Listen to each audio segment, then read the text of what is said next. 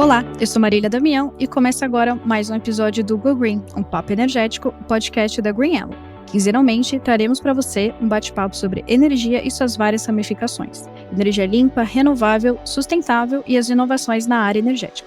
No episódio de hoje, o Go Green Papo Energético vai falar sobre cidades resilientes e da busca por soluções para que elas sejam ambientes inteligentes e com fontes de energia renovável. Para falar desse tema, convidamos Juliana Pellegrini, diretora do Estúdio Symbios IDL e vice-presidente do capítulo brasileiro da Ashbury. Bem-vinda, Juliana. Obrigada, prazer estar aqui. E vamos falar também com o Jorge Chaguri, diretor da Chaguri Engenharia e presidente da Abristal. Bem-vindo, Jorge. Muito obrigado, eu agradeço o convite.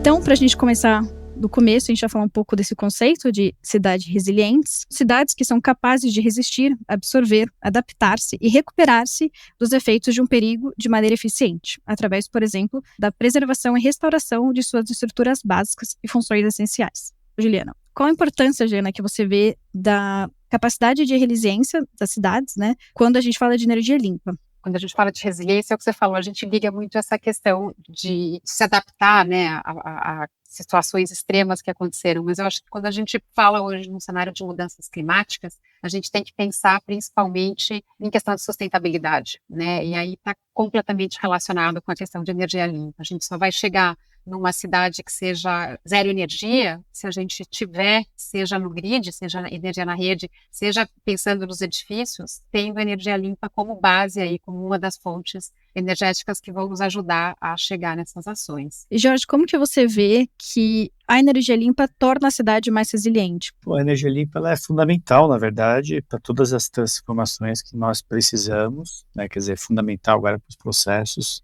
de contenção dessas mudanças climáticas que nós estamos acompanhando. Contudo, existe um passo que a energia limpa, a energia renovável, ela não aparece como o elemento principal ou como fundamental, a não ser uma mudança de comportamento ou mudança de características da estrutura. Ou seja, antes de eu pensar em energias renováveis, energias limpas, eu preciso pensar em redução de consumo, eficiência energética, gestão de energia, uma série de passos aonde nos torna mais eficiente, nos torna mais sustentável para depois pensar em alguma alternativa em cima daquilo que nós não conseguimos através da eficiência. Então, o primeiro passo hoje visa reduzir consumo, tomando cuidado que eficiência energética não é só reduzir consumo, mas é reduzir consumo mantendo o mesmo padrão e conforto de uso. Então, precisa tomar muito cuidado que as pessoas entendem muitas vezes que é contenção de consumo. É fácil conter consumo, mas não é esse o processo. O processo é como é que eu continuo consumindo a mesma coisa, porém sendo mais eficiente, gerando menos impacto. E é importante esse movimento porque envolve também a sustentabilidade econômica do processo. Não adianta eu pensar em sustentabilidade se eu demandar altos investimentos e, de certa forma, penalizar aquelas pessoas que não têm condições de. Faz parte da eficiência também esse pensar na sustentabilidade econômica, a resiliência econômica das cidades. A gente fala muito dos 3 Ds da energia, né? A democratização, a gente fala descentralização, digitalização, enfim, tem gente que põe mais alguns Ds aí, descarbonização, enfim, são muitos Ds, mas eu acho que tem tudo a ver com isso, né, de como essa cidade resiliente, ela tem que ter uma estratégia de gestão energética, né, então acho que a gente fala muito com os clientes aqui na Goelo, justamente essa pirâmide que você apresentou, né, antes de eu chegar na energia renovável, vamos tratar nossa base, nossos comportamentos, nossos equipamentos que estão obsoletos, né, enfim, tem todo um passo a passo, vamos dizer assim, pra gente chegar, talvez até energia renovável, que é o supra-sumo, vamos dizer assim, que seria dentro desse contexto de descarbonização. Isso tem a ver também com, quando se fala de cidade resiliente, fala-se muito também justamente de políticas públicas, né? Não tem como falar de cidades sem falar de política pública. Juliana, se você puder comentar um pouco como que você vê isso no Brasil, né? Você acha que tem se discutido muito essa questão? Obviamente tem, mas como que você vê isso? Quais políticas que você acha que tem avançado de fato nesse sentido? A gente tem, né, o plano para a cidade, o plano climático, né, o plano clima para a cidade de São Paulo, mas na verdade vai ter que ser muito uma composição aí entre ações públicas e ações privadas, né? A gente mesmo, né, Chaguri, estamos envolvidos aí em processos com as entidades, trabalhando de uma forma para ter um apoio. Quando eu penso em ações públicas, acho que a primeira é um trabalho constante ali de educação e conscientização de todos os habitantes, entidades, academia, enfim, o que cada um ali pode fazer e pode estar contribuindo. Acho que a gente tem que dar esse suporte forte, mesmo porque o poder público não vai conseguir fazer isso sozinho, se a gente não tiver, nós entidades e profissionais, auxiliando, porque eu acho que os desafios são muitos, e a gente precisa estar ali trabalhando muito em integração e colaboração. Então, eu acho que nós, como entidades aqui, aí vestindo um chapéu das entidades, e também como profissional, né, sou arquiteta, enfim, entendo que nós temos que estar ajudando aí o setor público a construir isso e a construir normativas, né, para que a gente possa, aí eu acho que é a segunda questão, acho que uma questão educacional e a segunda é uma questão de referências do que cada entidade, do que cada setor pode e deve ter como método para melhoria, seja de sustentabilidade, seja de emissão de carbono, enfim, como é que a gente pode ajudar e todos, né, porque os setores são muitos, é multidisciplinar, a gente tem que conseguir criar ações aí público-privados, inclusive, para que a gente possa chegar a essas metas que a gente está colocando aí de 2050 ser uma cidade com emissão zero. Né? Você tem algum exemplo, Jorge, que você tem visto que tem funcionado? Pode nem ser só no Brasil, talvez, de políticas nesse sentido, de trazer mais esse contexto energético para as cidades? Olha, são vários. Na verdade, o mundo inteiro tem se movimentado nesse caminho, né? Cada um com o seu peso e, assim como a Juliana trouxe, nós vemos ações públicas em escalas. Primeiro, movimento público é de incentivo. E eu entendo que nós, como mercado, devemos aproveitar o movimento de incentivo enquanto ele não são ações compulsórias, ou seja, se o mercado não se movimenta, o poder público ele precisa pesar as ações de uma forma obrigatória. Enquanto a gente se movimenta e se resolve, menor é o peso do Estado. Então, no mundo, na verdade, cria-se ao longo do tempo várias ações. Os primeiros programas de eficiência energética no mundo, ele visa eficiência, ele visa a redução, não especificamente a questão do aquecimento global, mas desde a década de 80 já há ações de incentivo, pode ser uma questão econômica, uma questão de preocupação de racionalização, uma preocupação de fornecimento, mas há sim ações de eficiência e sustentabilidade ao longo do tempo. Os primeiros programas americanos de eficiência energética marcam a década de 70, vindo com os 80, com os automóveis, desde 80, né? No Brasil, os programas de incentivo à eficiência energética, com o selo do Procel, etc., o Inmetro já vem da década de 80. Então, são ações que, ao longo do tempo, eles vêm de incentivo. Ou seja, primeiro vamos incentivar aqueles produtos, aqueles fabricantes, aquelas ações que geram redução de consumo. Esses programas sempre visaram um pouco a questão da redução de infraestrutura. Quer dizer, eu, como Estado, preciso fornecer uma infraestrutura menor para o crescimento da população, crescimento da demanda. Então, eu preciso de menos usinas, preciso de menos linhas de transmissões. Hoje, nós estamos convertendo aquilo que era uma preocupação de números de energia disponível para impacto, para emissões, para redução de carbono. As preocupações são as mesmas, mas com pesos e olhares diferentes. Mas isso sempre aconteceu. O que a gente vê nos últimos anos é que certos programas, para certos setores, eles evoluem mais rápidos. Então, um exemplo, na indústria, naturalmente a indústria busca uma eficiência energética, porque a partir do momento que ela não é eficiente, os produtos dela estão fora de concorrência. Então, é mais fácil ela se autorregular. Agora, nas grandes cidades, o grande desafio são as grandes edificações, porque não necessariamente quem constrói é o usuário. Então, existe um gap de responsabilidades. Então, eu construo, mas você usa. Então, por exemplo, palavras como payback não existe, porque o que eu invisto, eu não retorno para mim como construtor. Então, a gente percebe que no mundo há várias ações indo para a área de edificações de forma muito pesadas. Então, ver programas de incentivo a edifícios eficientes, um olhar para os planos diretores, não olhando só a área do terreno, mas o impacto de trânsito, o impacto de circulação, o impacto de movimentações dentro das cidades. Então, um olhar mais amplo do impacto do edifício. Mas os programas de eficiência energética para edificações têm sido hoje um grande motor olhando a questão das edificações.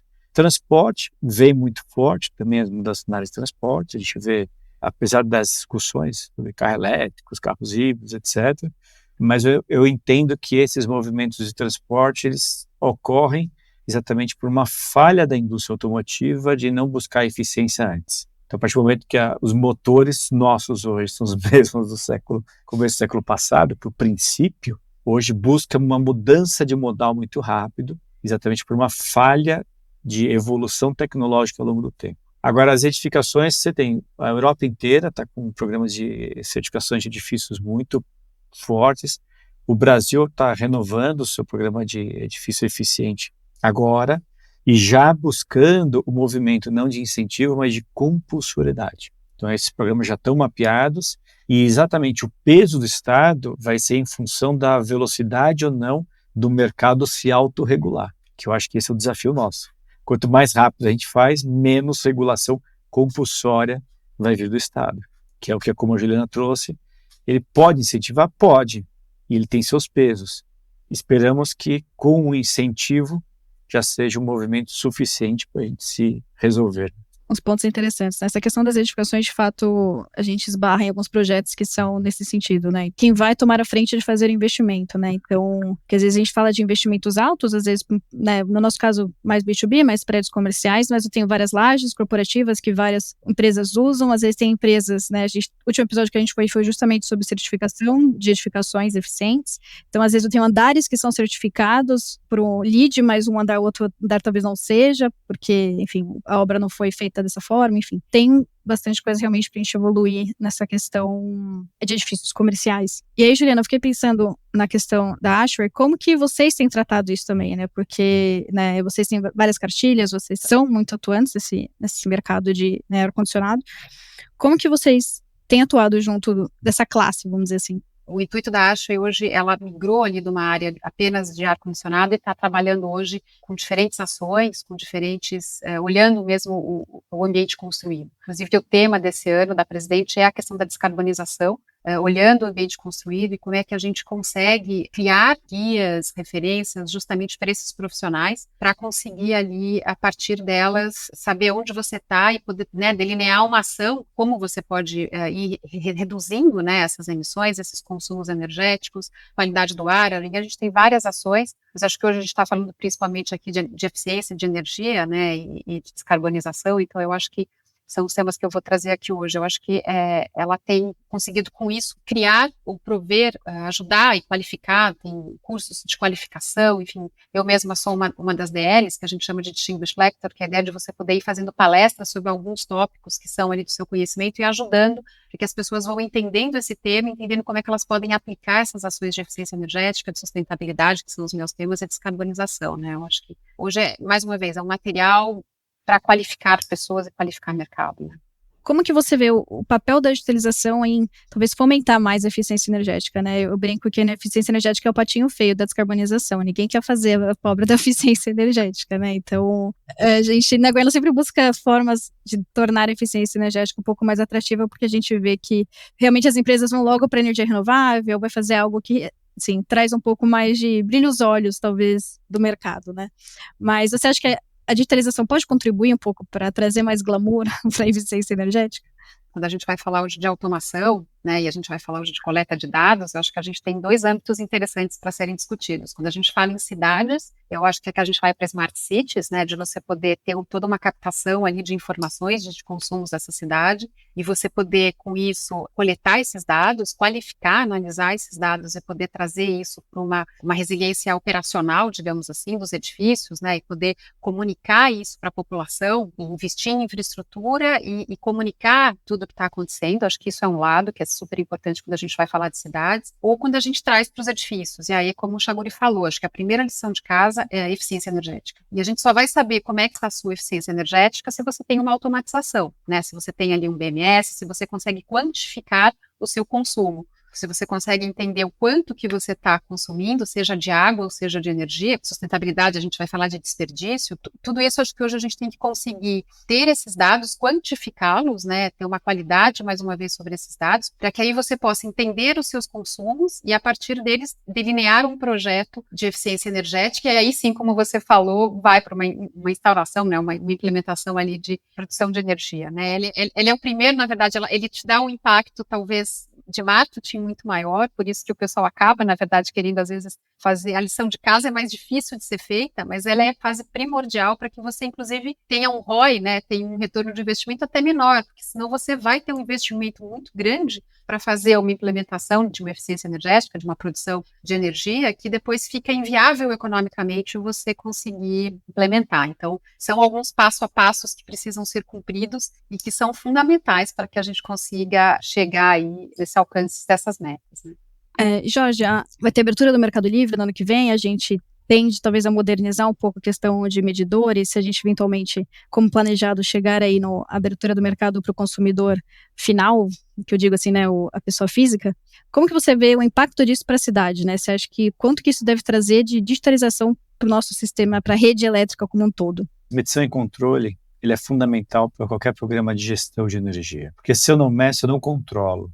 E quanto mais eu meço, mais dados eu tenho. Então, dados de perda, dados de perfil de consumo, dados de características. A gente percebe que você tem escalas de eficiência ao longo do processo. Eu posso discutir eficiência em projeto, ou em processo de instalação, uso e operação.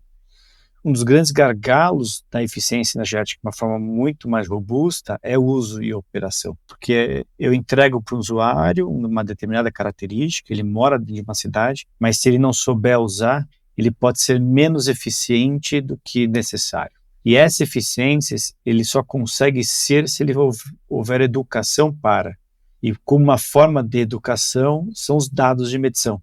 Então, a partir do momento que ele compara que a família dele, que mora num determinado edifício ou que trabalha num escritório que trabalha numa determinada área, quando ele compara com o do vizinho, que tem o mesmo perfil, características de pessoas, consome mais ou menos. Daí, quando você começa a trabalhar com os benchmarks e você começa a ter dados disso, e isso merece uma reeducação de uso e operação. Então, as cidades inteligentes, precisa tomar um cuidado, porque hoje o volume de informações ele é tão grande, o volume de capacidade de medir ele é tão grande, o volume de tecnologias ele é tão grande que a gente se perde no excesso de informação. Agora, o que eu faço com essas informações? Como é que eu opero essas informações? Daí sim vem a questão da automação, da inteligência do processo de automação. O que eu preciso medir que ele representa realmente um olhar a ser feito, principalmente para pessoas leigas, que é o usuário. Quer dizer, você dá um monte de dados para engenheiros, arquitetos mexerem, trabalharem, é super legal. Mas e o usuário que muitas vezes vai gerenciar o seu consumo, seus dados, e o que eu vou fazer com esses dados? Então, um processo que a gente tem visto hoje das grandes smart cities e tal, não é a falta de dados, é o contrário, é o excesso de dados. E vem uma segunda parte, o que eu faço com ele? O que isso pode me trazer de benefício real, buscando exatamente a função de eficiência, redução de consumo, redução de emissões de carbono, etc. Vai trazer muitos desafios, eu acho, essa abertura do Mercado Livre. Quem vai ser esse agente que vai regular tudo isso e que vai acompanhar tudo isso, né? A gente precisa lembrar que as buscas por eficiência, ele envolve uma integração sobre todos os agentes. Eletricidade, água, gás, calor, refrigeração. Quer dizer, a integração ele é ampla, porque a preocupação quando você abre mercado de energia e oferece muitas vezes uma otimização de custo, isso é um contraponto da eficiência energética. Custos de energia mais baratos, ele desincentiva a eficiência energética, reduz a capacidade de investimento em eficiência e energias renováveis. Mas o principal hoje é a integração desses sistemas. Então, a busca hoje são sistemas mais integrados entre todas essas fontes de energia, principalmente água, lembrando que as concessionárias de água são os maiores consumidores de energia das regiões.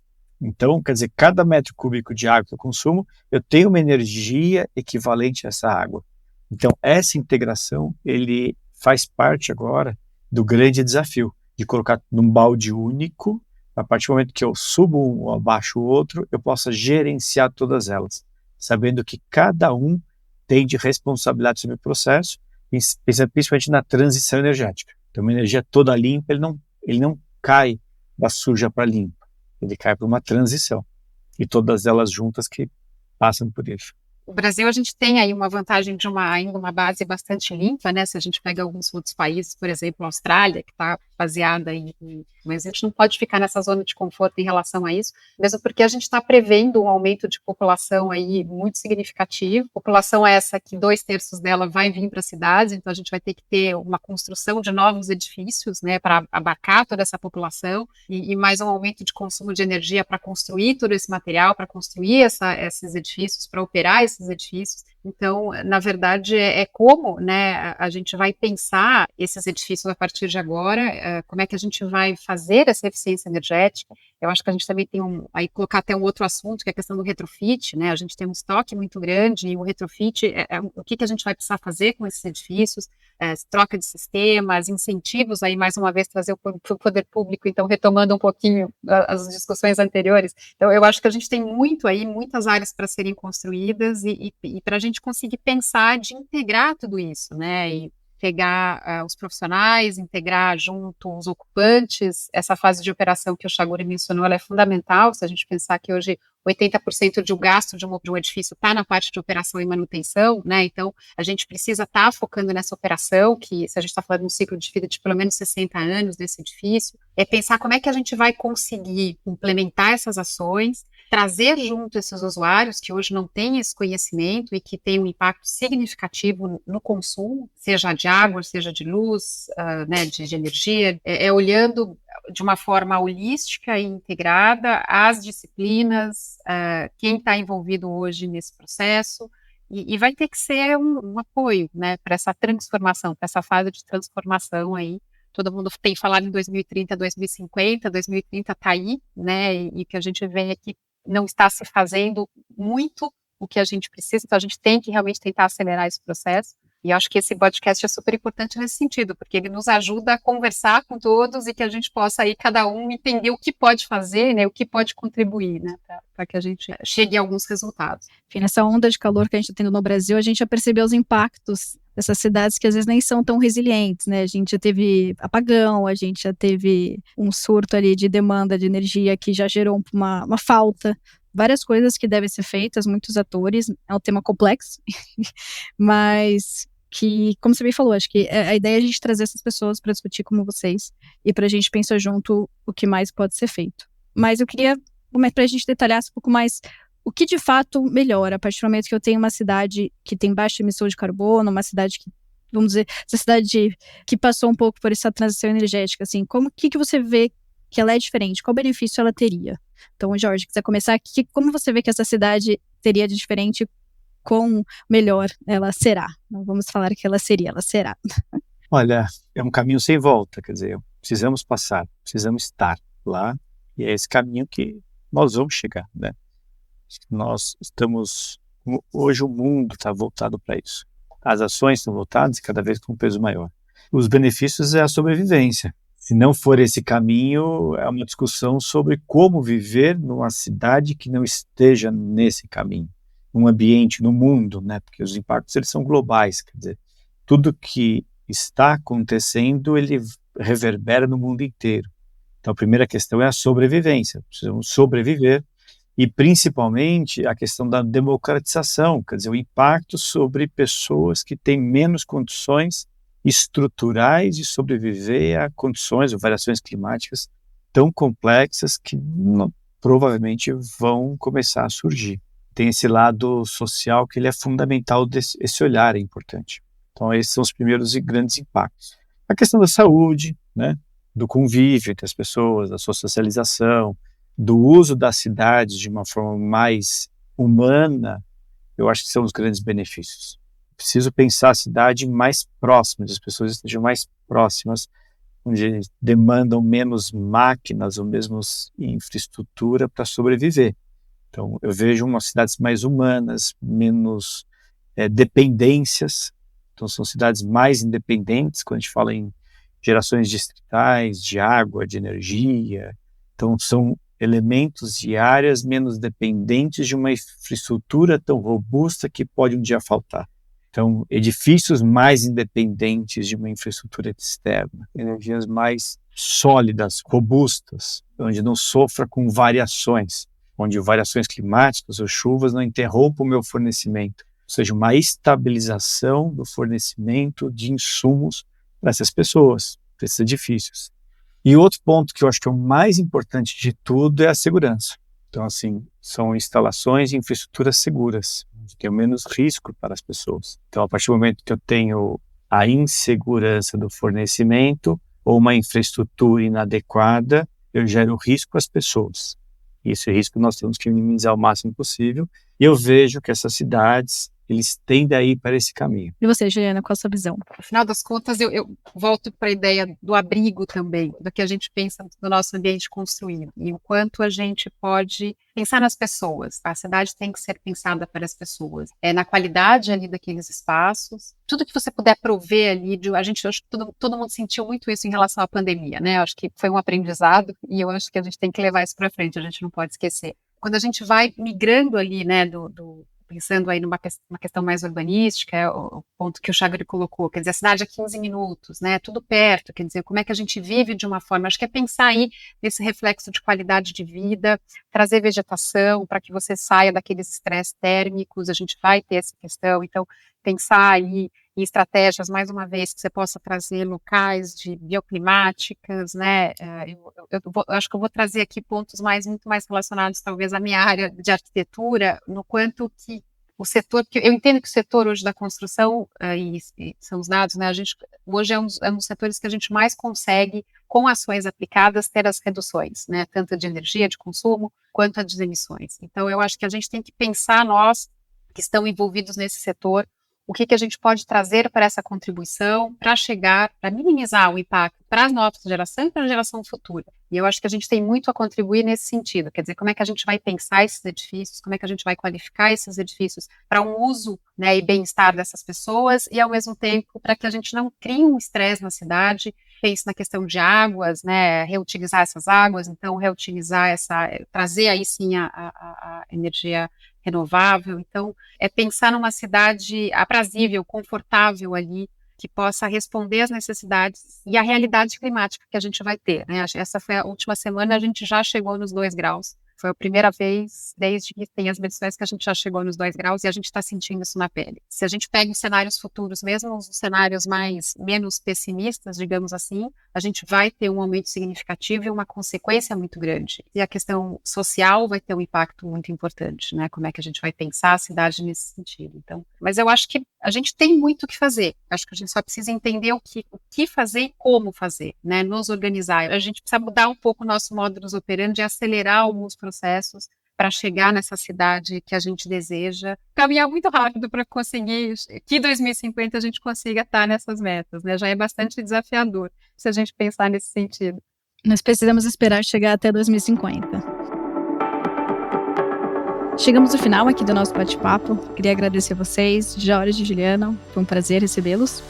E quero agradecer a você também, que ouviu a gente até aqui. Te convido a seguir a Grella nas redes sociais e também os nossos convidados.